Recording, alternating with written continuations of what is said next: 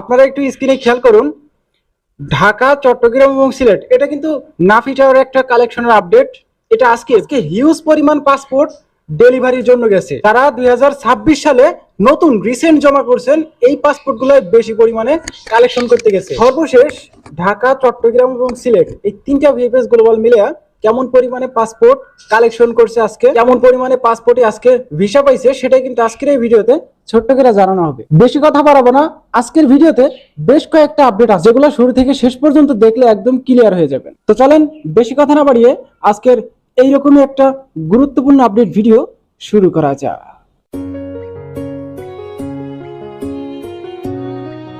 Video শুরু করার আগে আমরা চট্টগ্রাম ভিএফএস এর আপডেটটা প্রথমে দিব।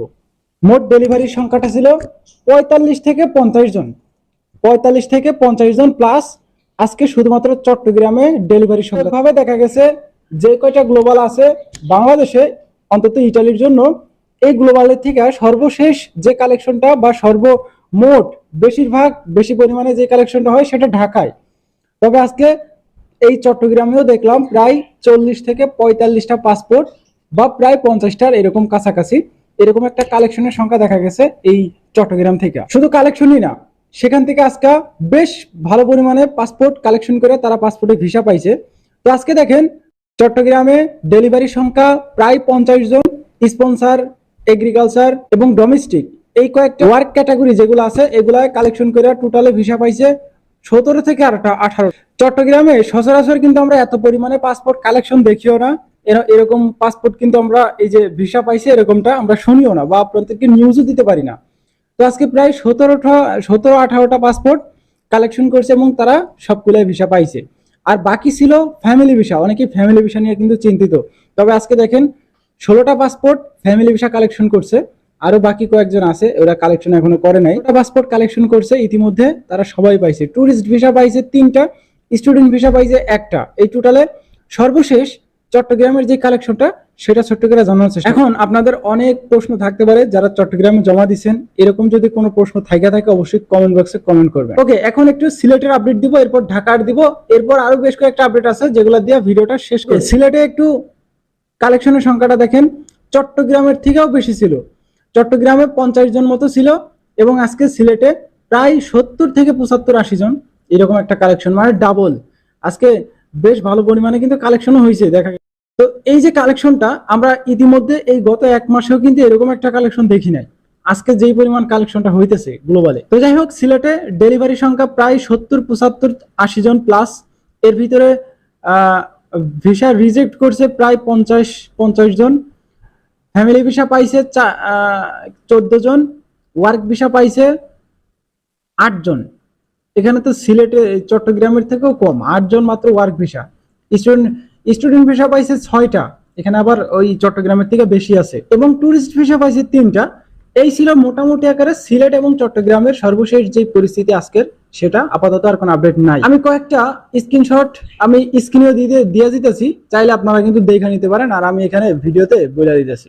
ওকে, এইরকমই একটা পরিস্থিতি ছিল, তাছাড়া কিন্তু আপাতত আর নাই পরিস্থিতি।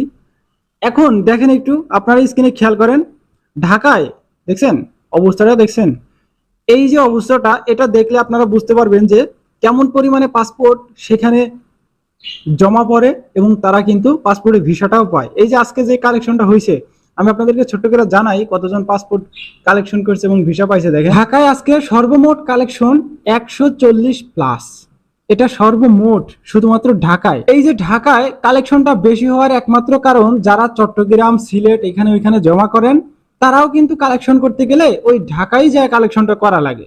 তো সেক্ষেত্রে দেখা গেছে ঢাকায় একটু বেশি কালেকশনটা হয়। তবে অনেক ক্ষেত্রে দেখা গেছে চট্টগ্রাম থেকেও পাসপোর্ট কালেকশন করে ওইখানে আপনাদের যখন রেডি ফর কালেকশনটা দেয়, ওইখানে আপনাদের ওই যে অনলাইনে যে শো করায় সেখানে দেখবেন আপনার ওইখানে লেখা আছে যে আপনি এইখান থেকে কালেকশন করবে, এখান থেকে জমা দিচ্ছেন। যদি আপনি চট্টগ্রামে জমা থাকেন ওইখানে লেখা দিবে যে visit VFS global of embassy of Dhaka. Okay, VFS global ঢাকায় ভিজিট করতে বলতেছে এবং সেখান থেকে কালেকশনটা করতে বলতেছে। তবে যদি না লেখা থাকে তাহলে আপনি যেখানে জমা করছেন সেখানে যা একটু যোগাযোগ করবেন বা গ্লোবালে একটু খোঁজ নেবেন, দেখবেন তারাই বলে দিবে। ওকে, আজকে ঢাকায় 140 প্লাস কালেকশন, এর ভিতরে টোটালে পাসপোর্টে ভিসা পাইছে 19টা পাসপোর্ট আজকে ঢাকা থেকে কালেকশন করছে ওয়ার্ক ভিসা। এই 19টা পাসপোর্টই কিন্তু 19টা পাসপোর্টই আজকে তারা ভিসা পাইছে। এটা কিন্তু ঢাকা তারা 2026 সালে রিসেন্ট জমা করছেন অ্যাপয়েন্টমেন্ট পায়া। এই যে নতুন ফ্লোসিতে যারা আন্ডারে যারা নুলস্তা পাইছিলেন তারা রিসেন্ট যারা জমা করছেন এই পাসপোর্ট গুলাতে বেশি পরিমাণে আজকে কালেকশন হয়েছে। এর ভিতরে 11টা 12টা পাসপোর্ট এই 2026 সালে তারা অলরেডি তাদের পাসপোর্টে ভিসা পাইছে। আমি স্ক্রিনে কয়েকটা ভিডিও ফুটেজ কয়েকটা কপিও অনেক আগে দেখাইলাম, একটু আগে দেখাইলাম, ওইগুলোর ভিতরেই কয়েকটা ছিল যারা 2026 সালে জমা করছে। স্পন্সর এগ্রিকালচার গেল আজকে ট্যুরিস্ট ভিসা কালেকশন করছে 7টা পাসপোর্ট। এর ভিতরে 6টার খবর পাওয়া গেছে সর্বশেষ কালেকশন করা ভিসা পাইছে, আর বাকি ছিল ফ্যামিলি ভিসা। আজকে প্রায় ফ্যামিলি ভিসা আজকে ফ্যামিলি ভিসা কালেকশন করছে প্রায় 36টা পাসপোর্ট, তবে 70 থেকে 80টা পাসপোর্ট আজকে রিজেক্ট করছে। 36টা পাসপোর্ট কালেকশন করছে শুধুমাত্র এই ফ্যামিলি ভিসা তারা পাসপোর্টে অলরেডি পাসপোর্টের ভিসাটা পাইছে। মোটামুটি আকারে ঢাকা, চট্টগ্রাম এবং সিলেট এই 3টা ভিভিএস গ্লোবাল মিলে যে কালেকশনটা হয়েছে সেটা এই মাসের ভিতরে বেস্ট একটা কালেকশন হয়েছে। যারা কালেকশন করছে তারা মোটামুটি আকারে ভালো পরিমাণে সাড়াও পাইছে, ভিসাও পাইছে। যদি আজকে সর্বমোট একটা হিসাব করতে যাই 200 থেকে 250 জন মতো একটা কালেকশনের সংখ্যা দেখা গেছিল 3টা গ্লোবাল মিলে। এর ভিতরে প্রায় 100+ পাসপোর্টে ভিসা পাইছে। তবে এটা কিন্তু হিউজ পরিমাণ পাসপোর্টে ভিসা পাওয়াই বলতে গেলে এই মাসের ভিতরে এত পরিমাণ পাসপোর্ট কালেকশন হয় নাই, তারা কিন্তু ভিসাও পায়নি। এই কালেকশন আপডেট সম্পর্কিত আরো যদি কোনো তথ্য আপনাদের জানার থাকে বা আরো অন্যান্য বিষয়বস্তু নিয়ে কিছু জানার থাকে অবশ্যই এই ভিডিও ডিসক্রিপশন বক্সে চলে যাবেন, সেখানে আমার ভিডিওর লিঙ্কটা দেওয়া আছে, ফেসবুকের লিঙ্ক দেওয়া আছে, সেখান থেকে আমাকে একটু নক করবেন, আমি বিস্তারিতভাবে আপনাদেরকে জানার চেষ্টা করব।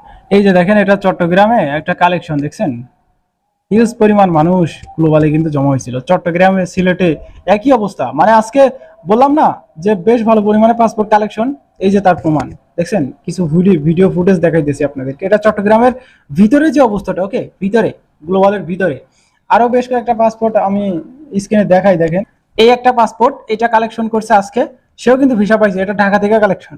শুধু এটাই না, শুধু এই পাসপোর্টটাই না, আরো বেশ কয়েকটা পাসপোর্ট আছে, আমি দেখাই। দেখেন এই যে এই পাশে একটা পাসপোর্ট আছে, এই যে অনেকেই বলেন যে ভাই এই যে এই পাসপোর্টটাও কালেকশন করছে, ঠিক আছে। বর্তমান সময়ে এই যে ইউরোপের ভিতরে স্পেন এবং ইটালির সাথে একটা ভাঙন, যেটাকে বলে ভাঙন, কিন্তু সেটা কিন্তু আমরা লক্ষ্য করছি। কেননা দেখেন স্পেনে একসাথে প্রায় লক্ষাধিক মানুষ কিন্তু প্রবেশ করলো। গত কয়েকদিন আগে মরক্কো দিয়া টোটালে লক্ষাধিক মানুষ কিন্তু স্পেনে প্রবেশ করলো। তো সেখানকার সরকার এগুলা তো ঠেকানোর অবশ্যই চেষ্টা করবে। তারপরে এই অনিয়মিত অভিবাসী অবৈধভাবে ঢুকে গেল, এই জন্য আর কি মেলোনি সরকার, ইটালি সরকার জর্জিয়া মেলোনি, সে অনেকটাই রাগান্বিত। এই রাগান্বিতের ফলে দেখা গেছে স্পেনকে সাময়িকভাবে 1 মাসের জন্য আপনার বরখাস্ত করে দিল। ইউ সেনজেন থেকে কিন্তু বাদ দেওয়া হইল স্পেনকে। স্পেন সরকার দাবি করতেছে যে 2019 সালে ইটালিতে অবৈধভাবে একটা মানুষের যে ঢল, প্রায় 3 লক্ষ মানুষের অবৈধভাবে ঢল দেখা গেছিল সীমান্ত দিয়া, ওকে।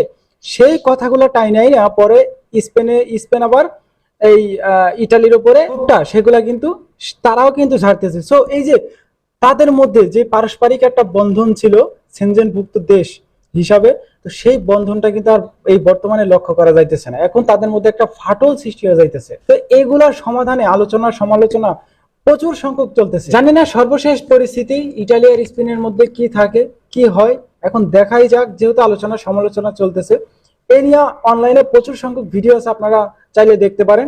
তাছাড়া আমি বেশ কয়েকটা আপডেট আমাদের কাছে আসছে, এগুলো নিয়ে আগামীকাল একটা ছোট্ট করে ভিডিও দেওয়ার চেষ্টা করবো। এই ছিল আজকের ভিডিও, দেখা হচ্ছে নেক্সট একটা ছোট্টখাটো ইনফরমেশন ভিডিওতে। ততক্ষণ পর্যন্ত আপনারা সুস্থ থাকবেন, ভালো থাকবেন। Zahid Majumdar, Italy news, Majumdar from Italy, Majumdar from Europe, এই 3টা ইউটিউব চ্যানেলের পাশেই থাকবেন। আল্লাহ হাফেজ।